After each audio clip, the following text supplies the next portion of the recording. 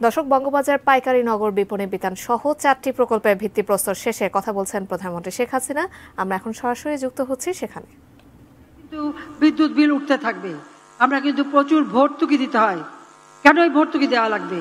যে যতটুকু ব্যবহার করবেন ততটুকু আপনাকে বিল শোধ দিতে হবে, উৎপাদনের খরচটা আপনাকে অবশ্যই দিতে হবে, নইলে আপনি বিদ্যুৎ পাবেন কোত্থেকে? কিন্তু সেখানে আপনাকে সাশ্রয়ী হতে হবে যাতে বিল কমে। পানির বিল যাতে কমে, ওই কল ছিঁড়ে রেখে ওই কাপড় কাচছেন অথবা কেউ দাড়ি শেভ করছেন অথবা কেউ দাঁত মাজছেন, সেটা করবেন না। তার জন্য মগ ব্যবহার করেন, বালতির পানি ব্যবহার করেন, যেন পানির অপচয় না হয়। মনে রাখবেন, আপনি যত অপচয় করবেন আপনার তত বেশি বিল বাড়বে। কাজে সেদিকে আপনি যদি বিল কমাতে চান আপনাকে সাশ্রয়ী হতে হবে। সেইভাবে আমরা কষ্ট করে দিচ্ছি, উৎপাদন করে দিচ্ছি, কিন্তু সেই সাথে সাথে ব্যবস্থা করতে হবে। বর্জ্য ব্যবস্থাপনায় আপনাদের সহযোগিতা দরকার। যেখানে সেখানে যত্রতত্র ময়লা না ফেলা, নির্দিষ্ট জায়গায় ফেলা, এবং সিটি কর্পোরেশনকে এটাই বলবো যে নির্দিষ্ট জায়গায় ফেলে সেই ময়লাগুলির জন্য সংগ্রহ করে যেগুলি যথাযথ ব্যবস্থাপনা করা, যাতে শহরটা পরিষ্কার পরিচ্ছন্ন থাকে। সামনে কোরবানির ঈদ আসবে, আমাদের আরেকটা অনুরোধ, যেখানে সেখানে পশু কোরবানি দেবেন না। তাতে প্রত্যেকটা জায়গা নষ্ট হয়, আবর্জনা হয়। সেই ক্ষেত্রে আমার সিটি কর্পোরেশন না, সারা বাংলাদেশেই আমার এটা নির্দেশ রয়েছে, এবং আমি এটা আরও উদ্যোগ নেব যে প্রত্যেক জায়গায় কোরবানির জন্য, পশু কোরবানির জন্য আধুনিক প্রযুক্তি সম্পন্ন ব্যবস্থা রাখতে হবে। যার যার পশু নিয়ে যাবে, নাম্বার থাকবে, সেটা কাটা হলে সেটা পরিষ্কার করে তার কাছে তার জিনিস পৌঁছে দেবে। আর একটা পশু যখন জবাই হয় তার রক্ত, চামড়া, হাড়, এমনকি বর্জ্যগুলিও কিন্তু কাজে লাগে, সেগুলো কিন্তু রিসাইকেল করা যায়। এই যেখানে সেখানে এগুলি না করা, সে বিষয়ে সবাইকে অবশ্যই নজর রাখতে হবে। আরেকটা অনুরোধ করব, এখানে আমাদের আর্কিটেক্ট, ইঞ্জিনিয়ার, তাদেরও একটু বেখেয়ালিপনা আছে। একটা পুকুর দেখলে সেখানে একটা দালান তোলার প্রবণতা, অথচ এই ঢাকা শহর এক সময় খাল পুকুর ভরা ছিল, বাতাসটাও ঠান্ডা থাকতো, এত চমৎকার ছিল। বেশিরভাগ খাল বন্ধ হয়, সেখানে বক্স কালভার্ট করা হয়েছে, নয় বন্ধ করে দালান কোঠা করা হয়েছে। পুকুরগুলি একে একে প্রায় বন্ধ। কাজে এগুলি এখন খালগুলি অনেকগুলি উদ্ধার করা হচ্ছে। কিন্তু দয়া করে যেখানেই যে পরিকল্পনা নেন, জলাধারগুলি সংরক্ষণ রাখবেন। জলাধার সংরক্ষণ রাখলে বাতাসটাও পরিচ্ছন্ন থাকে, এত গরম হয় না, কারণ এত ইলেকট্রিক জিনিস ব্যবহার হয়, এত ওয়েব চলে, মোবাইল ফোন থেকে শুরু করে সব ক্ষেত্রে, যার জন্য বাতাসটা পলিউশন হয়। সেদিকে বিশেষভাবে সকলকে নজর দিতে হবে। আর যেখানে সেখানে এই একটু জায়গা পেলেই একটা নির্মাণ কাজ, সেটা হবে না, পরিকল্পিতভাবে করতে হবে। যেগুলি হয়ে গেছে কিছু করার নেই। কিন্তু তারপর আমি বলবো, পার্কগুলি করা হয় খুব সুন্দর, কিছুদিন পরে দেখা যায় যে সে পার্কে বাচ্চাদের খেলার জিনিস নষ্ট, ময়লা আবর্জনা, আড্ডাখানা অথবা মাদক সেবনের জায়গা হয়ে যায়। এখানে আমাদের ওয়ার্ড কমিশনার আছেন, সিটি কর্পোরেশন আছেন, এবং স্থানীয় লোক আছে। আপনার যার যার এলাকা অবশ্যই আপনাকে দেখতে হবে এই পার্কগুলি যেন এভাবে যথেচ্ছাচার ব্যবহার না হয়, মাদকা সেবনের জায়গা না হয়, আর সেই জায়গাগুলি যেন নষ্ট না হয়। যার যার ওয়ার্ডের সৌন্দর্য বর্ধন, পরিচ্ছন্নতা এবং সেগুলিকে সুন্দর করা, এটা কিন্তু প্রত্যেকের দায়িত্ব। মনে রাখতে হবে, জনগণ ভোট দিয়ে আপনাদেরকে নির্বাচিত করেছে, এই যে আপনার একটা দায়িত্ব এই কাজগুলি করার। সেইভাবে আপনারা যদি উদ্যোগ নেন, অবশ্যই সরকারের পক্ষ থেকে সব রকম সহযোগিতা বা সিটি কর্পোরেশন থেকে সেই সহযোগিতা আপনারা পাবেন। পার্কগুলি পরিষ্কার পরিচ্ছন্ন রাখবেন, সেটাই আমরা চাই। ইতিমধ্যেই আমরা চাই যে আমাদের দেশ যত উন্নতি হচ্ছে, মানুষের অর্থনৈতিক কার্যক্রম বাড়ছে, সেই সাথে তাল মিলিয়ে চলতে হয়। ইতিমধ্যে মেট্রো রেল আমরা করে দিয়েছি, এবং এটাতে একটা শেষ হয়েছে।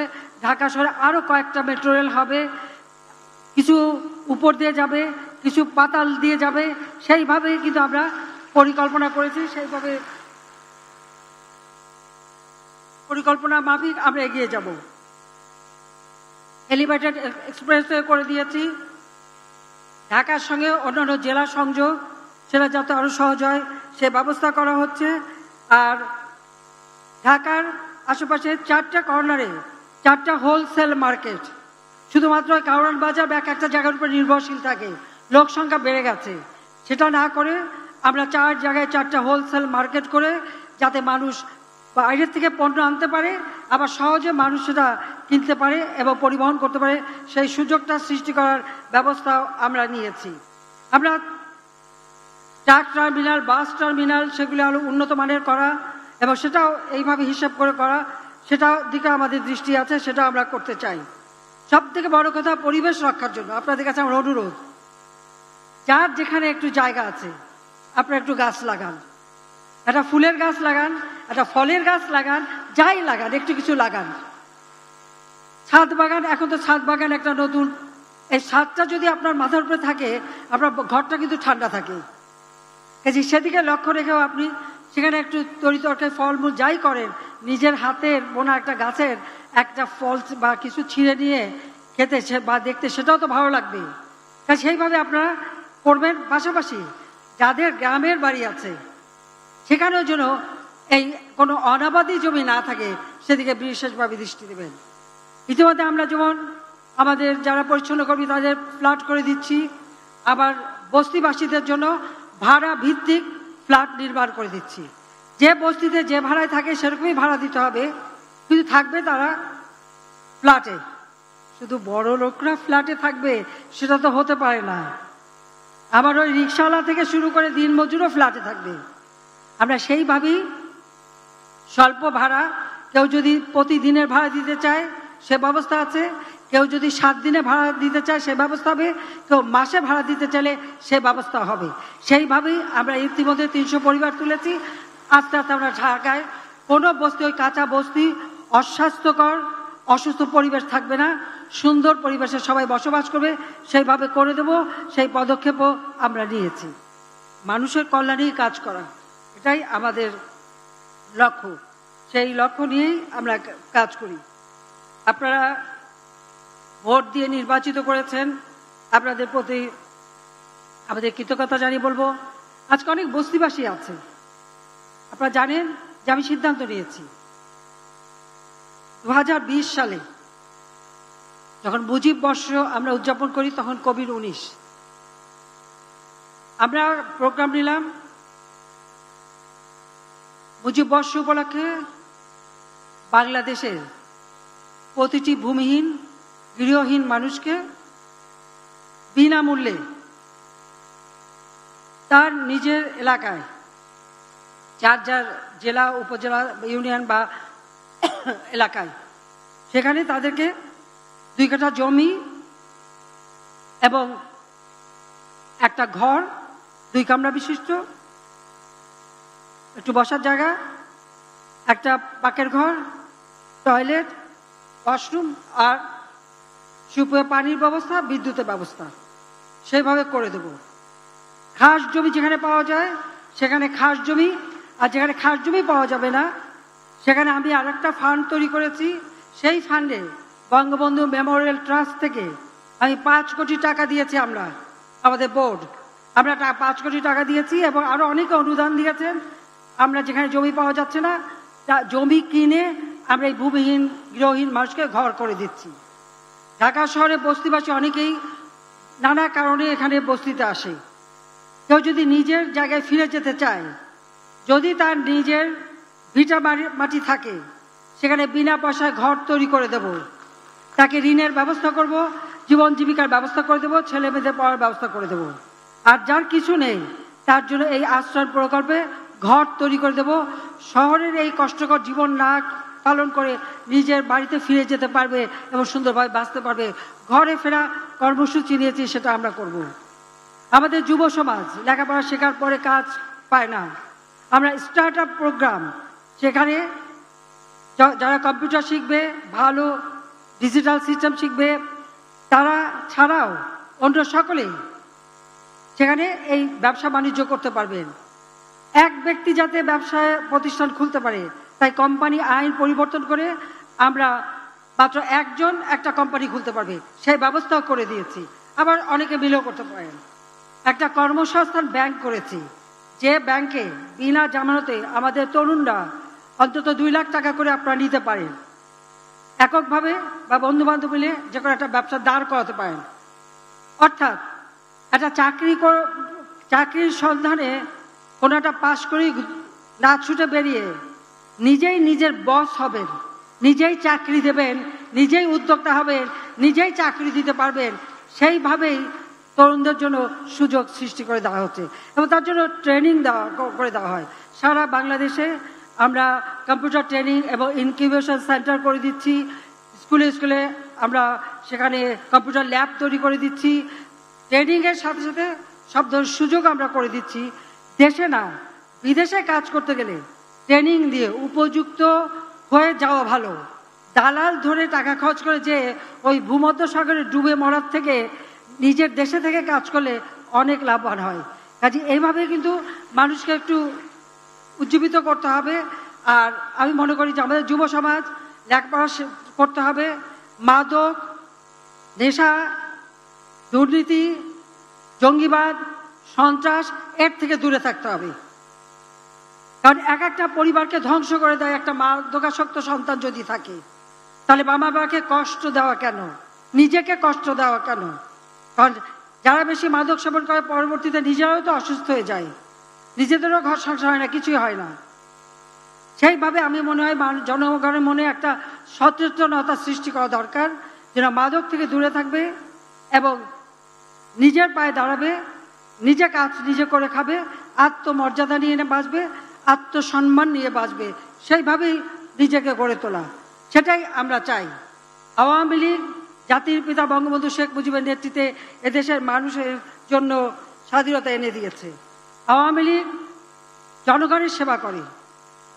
1975 সালে জাতির পিতা বঙ্গবন্ধু শেখ মুজিবকে হত্যার পর অবৈধভাবে অস্ত্রের মাধ্যমে সংবিধান লঙ্ঘন করে যারা ক্ষমতা এসেছিল এবং একের পর এক দীর্ঘ 21 বছর এই দেশের মানুষের ভাগ্য নিয়ে ছিনিমিনি খেলেছে। দেশ তো একটু এগোতে পারেনি। স্বাধীনতার পর একটা যুদ্ধ বিধ্বস্ত দেশ, 1 কোটি মানুষ শরণার্থী আশ্রয় নিয়েছিল ভারতে। 30 লক্ষর উপরে মানুষ শাহাদাত বরণ করেছে। গণহত্যার শিকার হয়েছে বহু পরিবার, বুদ্ধিজীবী সহ বিভিন্ন মানুষ। সারা বাংলাদেশ বিধ্বস্ত। 1 টাকা রিজার্ভ মানি নাই, কারেন্সি নোট নাই। তার উপর নির্যাতিত মা বোন, তাদের চিকিৎসা পুনর্বাসন, আহত মুক্তিযোদ্ধা, তাদের চিকিৎসা পুনর্বাসন, প্রতিটি শহীদ পরিবারকে আর্থিক সহায়তা দেওয়া, স্কুল, কলেজ, মসজিদ, মাদ্রাসা সবকিছু, রাস্তাঘাট, পুল, ব্রিজ, রেল ব্রিজ সবই তো ধ্বংসপ্রাপ্ত। সেই ধ্বংস স্তূপের উপর দাঁড়িয়ে জাতির পিতা বঙ্গবন্ধু শেখ মুজিব যাত্রা শুরু করেছিলেন। সময় পেলেন মাত্র 3 বছর 7 মাস।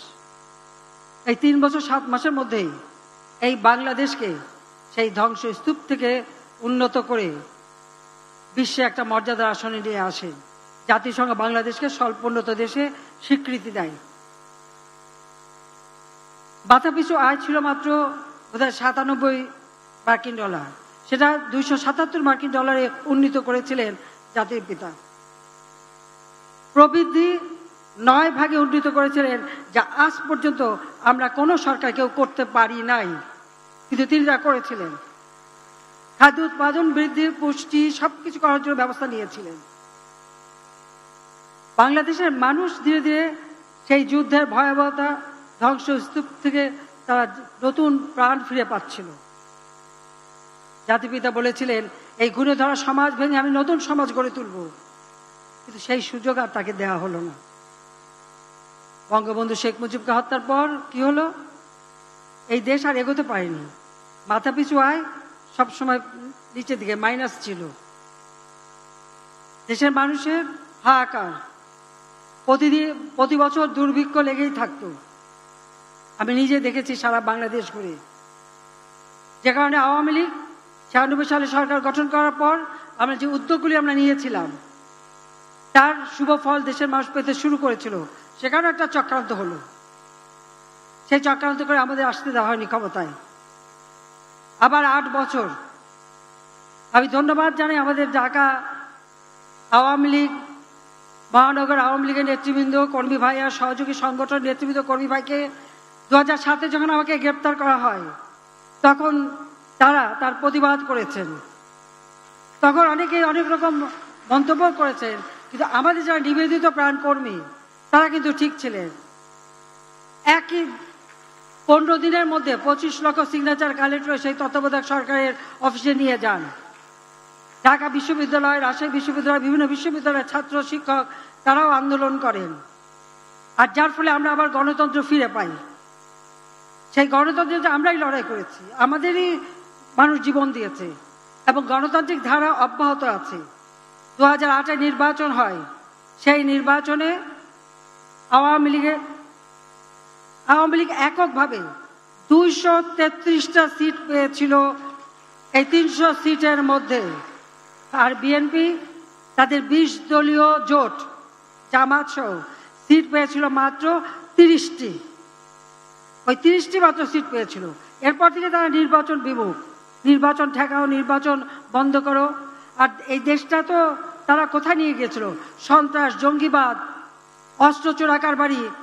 ওই তারেক জিয়া তো অস্ত্র চোরা কারবারি মামলায় সাজাপ্রাপ্ত আসামি, ওখানে বসে এখন নানাভাবে ওই অগ্নি সন্ত্রাস দিয়ে মানুষ মারা, মানুষ খুন করা, আগুন দিয়ে মানুষকে পোড়ানো, এইসব কাজ করে বেড়ায়। আওয়ামী লীগ সরকার এসে এই বাংলাদেশকে এই অস্ত্র চোরা কারবারির যে রুট সেটা আমরা বন্ধ করেছি। ভারতে উলফা থেকে শুরু করে যেখানে যেখানে যারা অস্ত্র সাপ্লাই দিত সেগুলো আমরা বন্ধ করেছি। তাদেরও যাতে শান্তি আসে, তাদের ওই 7 সিস্টার সেই ব্যবস্থাটি কিন্তু আওয়ামী লীগ করেছে। এটা সব থেকে বড় কাজ। এবং আমাদের যে ল্যান্ড বাউন্ডারি সেটাও আমরা এনক্লেভ এক্সচেঞ্জ করে সারা বিশ্বের দৃষ্টান্ত স্থাপন করেছি। বিশাল সমুদ্র সীমা আমরা জয় করেছি। যারা আগে ক্ষমতা ছিল তারা তো ব্যাপারে কোনো উদ্যোগই নেয়নি, জানতোই না, আসছিল লুটপাট করতে, দুর্নীতি করতে, অস্ত্র চোরা কারবারি করতে, সেটাই ব্যস্ত ছিল, আর মানুষ খুন করতে। 21 আগস্ট গ্রেনেড হামলা থেকে শুরু করে যত রকমের মানুষ খুন, আওয়ামী লীগের নেতাকর্মীর উপর অত্যাচার, ধরে নিয়ে তাদের উপরে অত্যাচার, দিনের পর দিন এই অত্যাচারই করতে পেরেছে। আজকে অন্তত বলতে পারি 2009 থেকে এই পর্যন্ত আজকের বাংলাদেশ, আমরা 2021 সালের স্বাধীনতা সুবর্ণ জয়ন্তী এবং জাতির পিতার জন্মশতবার্ষিকী যখন উদযাপন করি, তখনই বাংলাদেশ উন্নয়নশীল দেশের মর্যাদা পেয়েছে। 2026 থেকে উন্নয়নশীল দেশ হিসেবে বিশ্বে মাথা উঁচু করে আমরা চলবো। আমাদেরকে সেইভাবে প্রস্তুতি নিতে হবে এবং সেটাই আমি আমাদের সকল দেশবাসীকে, নেতা কর্মী সবাইকে বলবো যে আমাদের উন্নয়নের ধারাটা অব্যাহত রেখে এগিয়ে যেতে হবে, সেটাই আপনারা যাবেন। আজকে বঙ্গবাজারে ক্ষতিগ্রস্তদের যতটুকু পেরেছি আমরা সাহায্য করেছি। আজকে এই দোকানটা হয়ে এই কিছুক্ষণ আগেই আপনারা জানেন যে মার্কেটটা উদ্বোধন করলাম।